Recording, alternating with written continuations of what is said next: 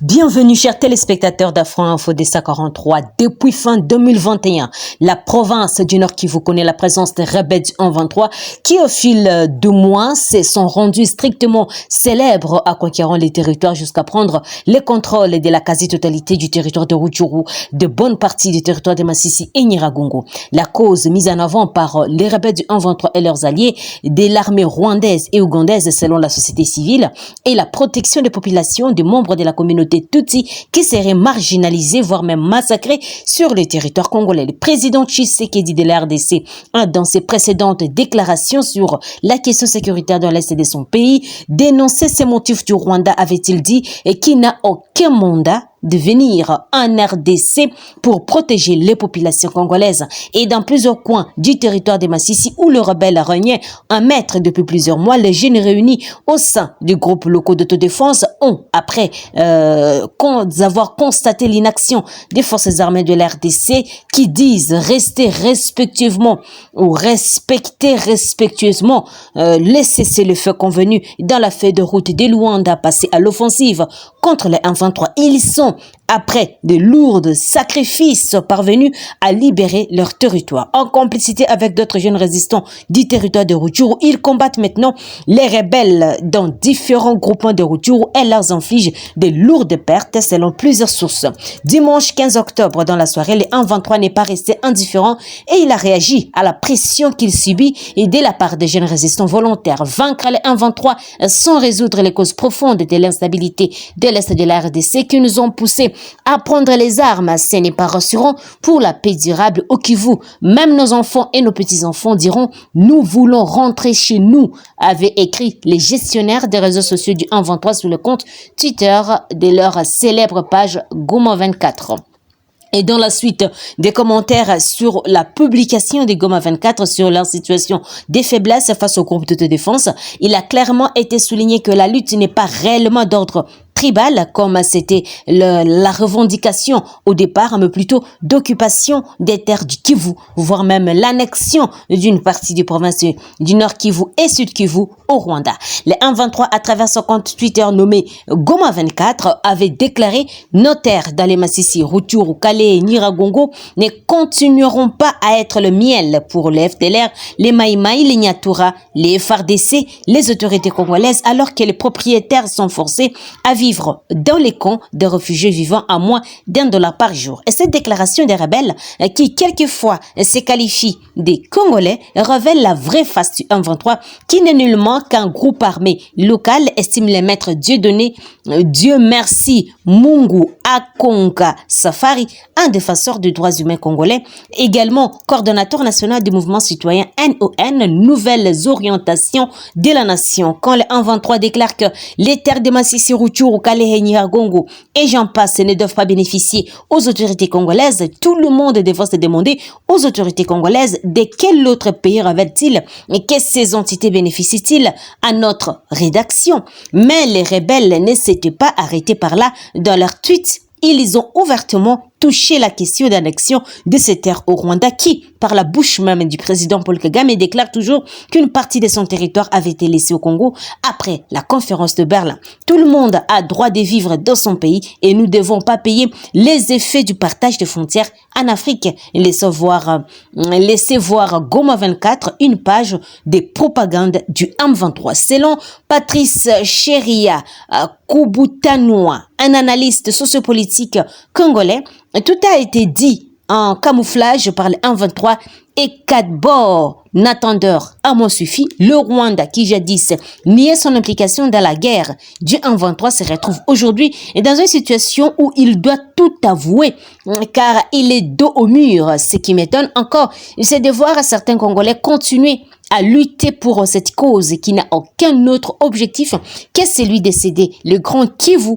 au petit Rwanda. On sait tous comment les Tutsis ont pris leur dessus sous le Hutu dans leur propre pays jusqu'à les chasser.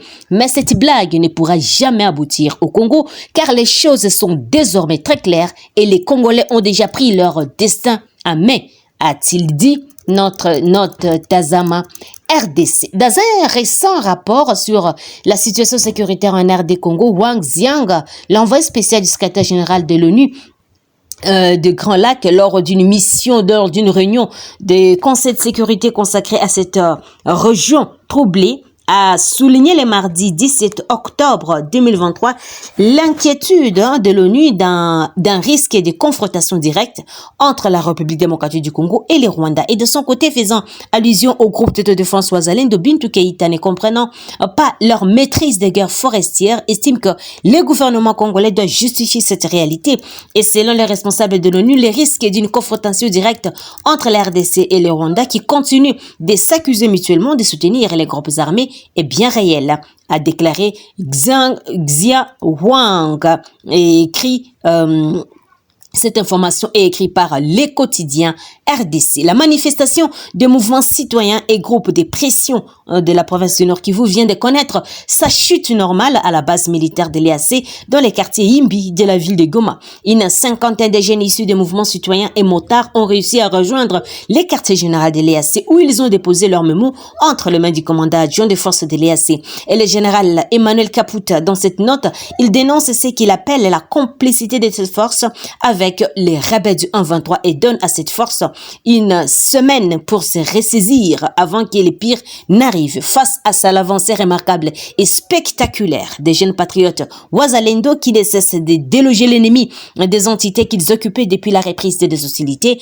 les langues des puissances occidentales se sont déliées suite à des pertes incalculables du côté de l'ennemi. Depuis l'arrivée de cette force de l'EAC-RDC, nous ne l'avons jamais vu combattre aux côtés de notre armée comme cela était clairement indiqué dans les accords qui les ont amenés dans notre pays, a déclaré Maître Trésor Katoto à la lecture du mémorandum. Et nous sommes venus vous prévenir d'une dernière fois de l'attitude que nous allons adopter à votre égard si vous ne changez pas d'avis. Et nous vous donnons une semaine jusqu'au 26 octobre 2023 pour observer les comportements de vos hommes en première ligne. S'ils persistent, ils nous obligeront à multiplier des actions d'envergure dans les villes pour vous contraindre à vous retirer de notre pays, et nous ne nous arrêterons que lorsque vous partirez, ont insisté le mouvement sur un ton menaçant. Citoyens, après avoir reçu ces documents, le commandant adjoint des forces de l'East Africa Community a appelé au calme et affirme que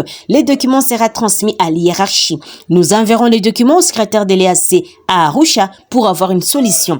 Et d'ici là, il y aura des réunions pour faire face le point sur cette situation, répond le général Emmanuel Kaputa. Et quant à l'inefficacité, il a précisé que c'est grâce à l'EAC que la ville respire et que les bombes ont été stoppées du côté de Kanyamahoro et que les villes de Mouchaki et d'autres ont été remises aux mains des forces gouvernementales congolaises. Et il faut dire que le mandat des forces régionales de l'EAC a été renouvelé jusqu'au 8 décembre de l'année en cours et le gouvernement congolais a menacé pour la deuxième fois que la RDC ne renouvellerait pas le mandat de cette force, écrit Kivu Morning Post.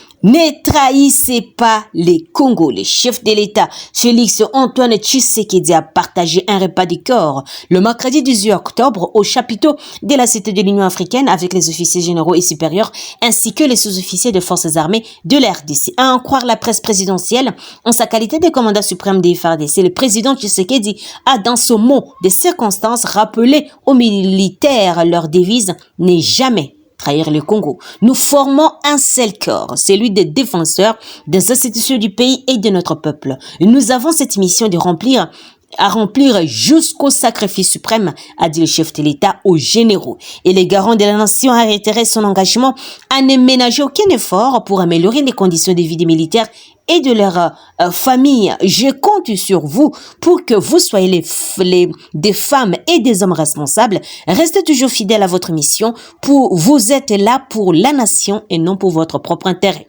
Le gouvernement mettra tout le moyen pour vous honorer pendant et après votre carrière, a ajouté Félix Tshisekedi. Le président de la République a rappelé la place de choix qu'occupent les forces de défense et de sécurité dans la marche du pays.